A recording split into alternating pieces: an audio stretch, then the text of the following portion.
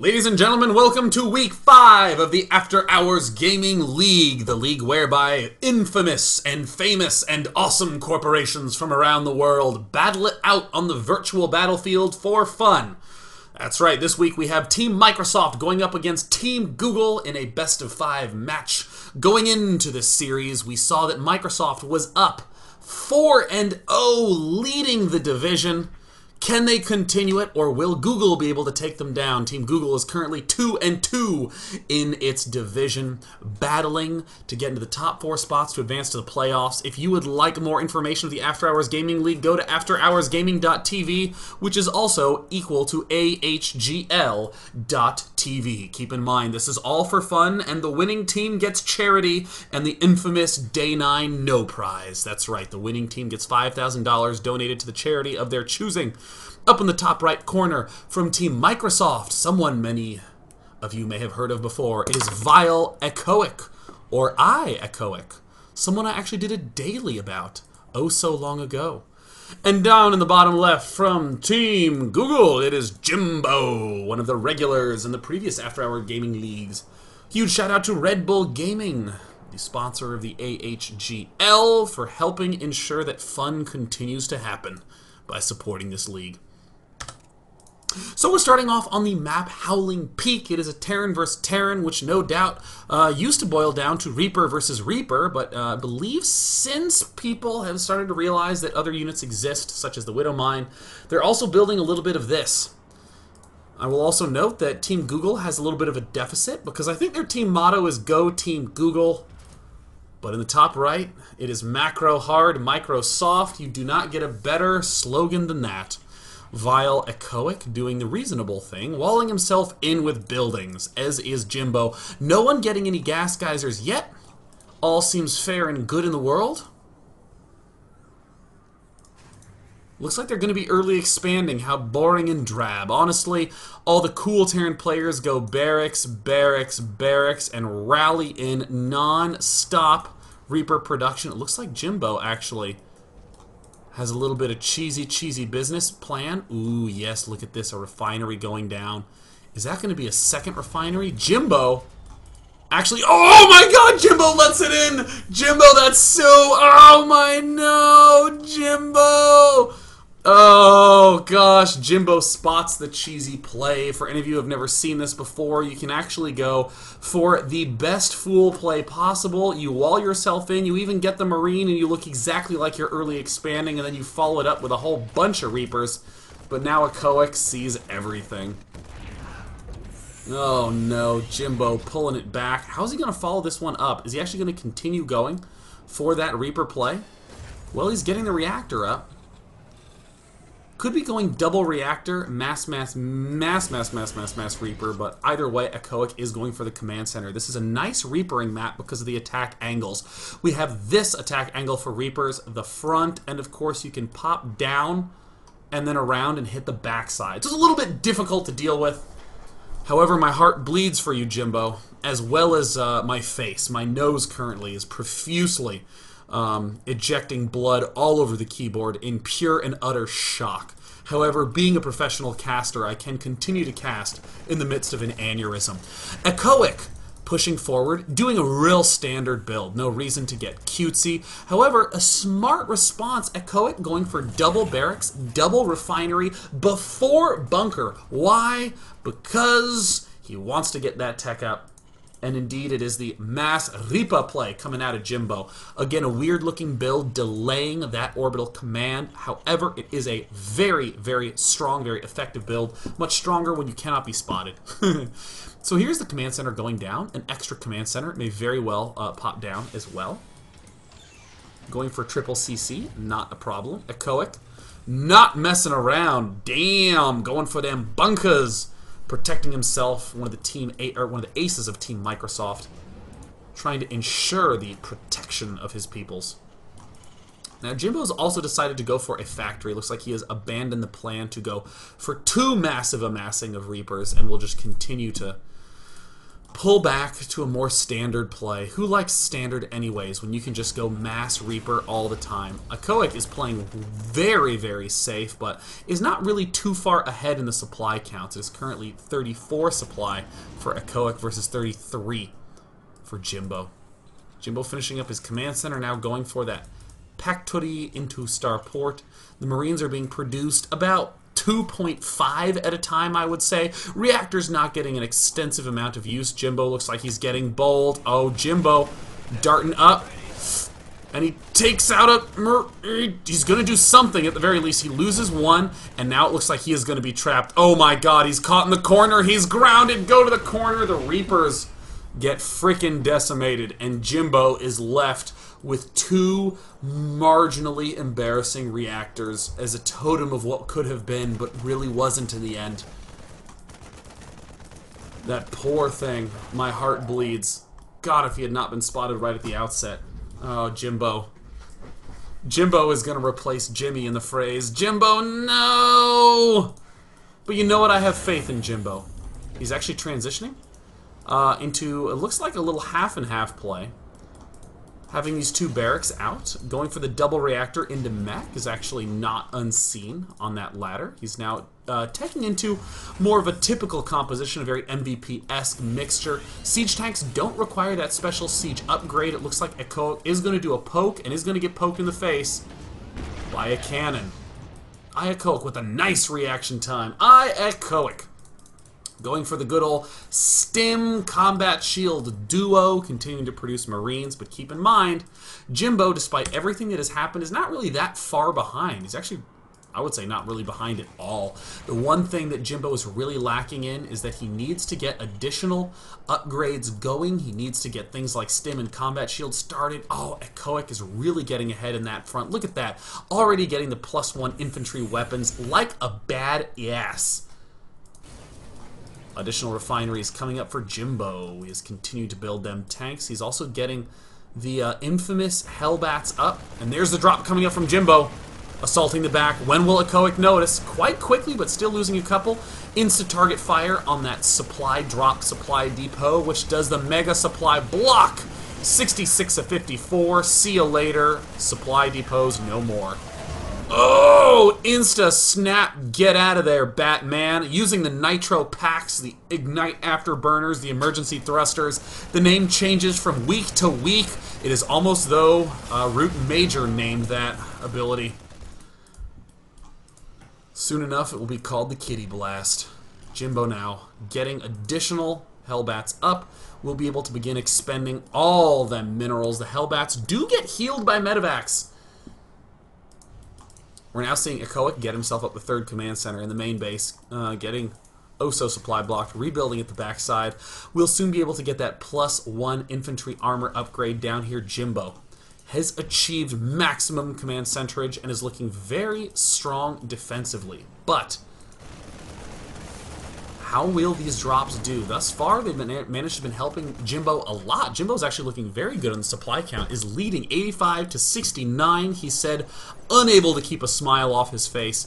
But with this increased production capacity that we're going to be seeing out of Echoic, with the addition of tanks, with the addition of a second engineering bay even, Echoic certainly should be able to begin evening up that supply count. But at this point in time, it's all just coming down to the units lost tab. We are seeing more stuff lost overall from the blue player from Team Microsoft. Looks like, though, Echoic has started to do a little bit of dropping action of his own. 8 workers killed off, a superior count for our red Terran player, but Echoic will be able to escape with his life. Nice spotting placement from that barracks. It looks like a full-out transition into mech, or as I like to call it, mech, because I'm silly. Looks like the Hellions are going to be moving out to the middle of the map. It will spot these units, but Hellions that are not Hellbats are essentially irrelevant units. It is like having a collection of 10-year-olds at the front lines of an invasion. The enemy can take down literally millions of 10-year-olds without much effort. Even well-trained 10-year-olds. But of course, Hellbat mode is like the, I don't know, the mecha upgrade that puts that 10-year-old at the front of some sort of Voltron-esque ship. I don't know where I'm going with this, but I guess the point I'm trying to make is that anime is weird, and Hellbats are an extremely effective unit. Jimbo now getting the siege tank lines well established. The Hellbats do have that significant 30 damage versus light. Not a really large cone of attack, but still enough of a cone that they will own those packs of Marines. Akoa gets the scan off, spots it. The command center being established into that orbital command. Now, looks like these medevacs with the emergency thrusters will be able to quickly send themselves to their own deaths.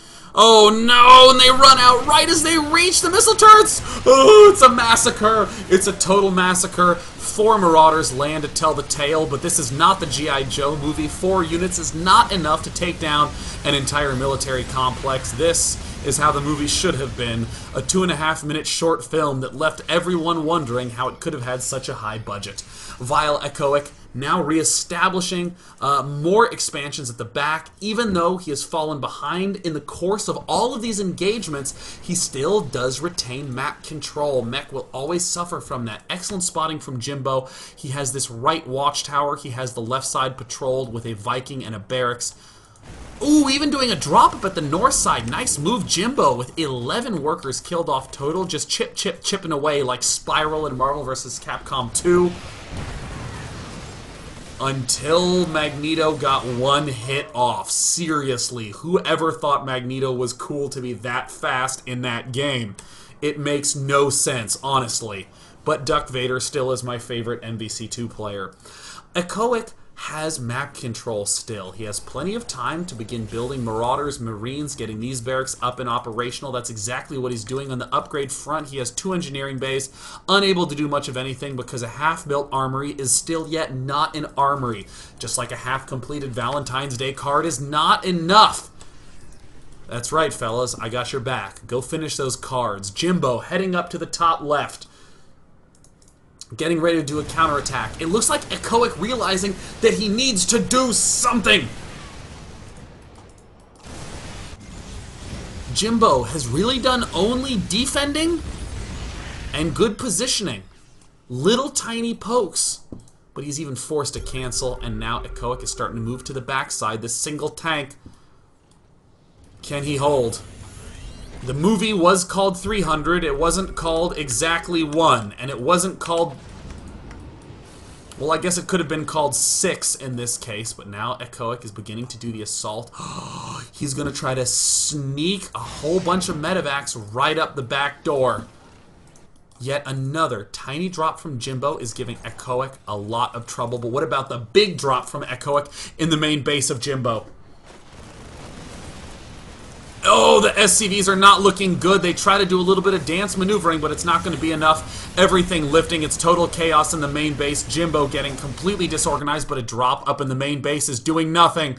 It's sitting there hanging out, a representation of what could have been a mere memory. And also Echoic trying to seize the opportunity to deal a little more damage at the front line. Echoic really springing into action up in the main base. Oh god, that medevac is still just hanging out there. Jimbo, no! Jimbo's starting to regain control of his main base, but not at the cost of the expansion. 37 workers killed off by Echoic. A massive turn of the tides. Or a turn of the tables. Tides don't turn, they're just made of water, damn it. Echoic moving out into the middle of the map. +2 armor going down. Could possibly be paired with a +2 attack, but that armory is now dead. The 2-1 upgrades are going to be enough to maybe hold on. But Echoic is continuing to slip around. He's continuing to try to advance along to those back sides. Echoic, what is this tank doing here? He can't see anything but what's right in front of him. And it looks like, oh! Echoic sees an opportunity. His eyes get big. He's going for it. Those Hellions are not in Hellbat mode, but the siege tanks at the back lines are getting sieged up, and it looks like Echoic may have broken the front. He may have branked the defense. Brank is the past tense of to break. Branking the back, it looks like Jimbo might barely hold, but again, at what cost? Right now, Echoic doubles the supply count. Jimbo, who had solid defense for the entire game, suffering the fate of having the back door left wide open for the penal system. Presented by Vile Echoic, who's advancing now down through the center lines of the map. And now a pair of siege tanks. Will it be enough? Echoic advancing forward. A couple of lifted Vikings protecting the air. Only 4 medevacs lie there. A couple of Hellbats move to the front, not quite imbalanced enough to hold off an entire army all on their own, but the landed Vikings are starting to do some work. Oh, the command center falls! And now we see yet another suicide move, heading up into the main base, emergency thrusters, running right into turrets. Echoic does not care. He is unleashing a fury of Marine Marauder pain all over the face of Jimbo. In the units lost tab, we see just a little bit more lost in terms of absolute resources, but way more lost in terms of positioning, 172 to 94. Echoic continuing to hit there, hit here. This siege tank now finally can see something. His contacts have been placed in, his vision has been granted, and he promptly then drops him as the rest of these forces move in, eliminating that vision range of that tank, but still doing massive hurt on Jimbo's natural expansion. Not even able to mine from the base that is known as naturally his. That's like having your left hand possessed right before you want to give a high five. Every bone in your body wants to do it, but the hand will not listen. That is the defilement that Echoic is placing upon his enemy, Jimbo. It looks like Google is performing in a little bit of a difficult position. Microsoft is continuing to have a complete stranglehold. Echoic taking a rather bold forward expansion. Looks odd, but makes sense given the positioning that Echoic's in. If you swing around the south end and will continue to do attacks at the front, Jimbo's playing musical command centers at this point. Where on earth does he land the command centers? Nowhere seems safe. This command center is not even landed. And yet it too may very well fall. 2-2 done for Echoic. Siege tanks getting all them successful blasties. But blasties seem not enough. Command centers burning. Oh, the humanity. It's much like the initial fight in Starship Troopers. The special effects are great, but the human race is doomed. Good game, and it looks like Team Microsoft takes the win in game number 1 of the match between Microsoft and Google. That means Microsoft leads the series 1-0. Heading into game 2, Google will have to step up, and it will all be up to the Protoss player is Cake.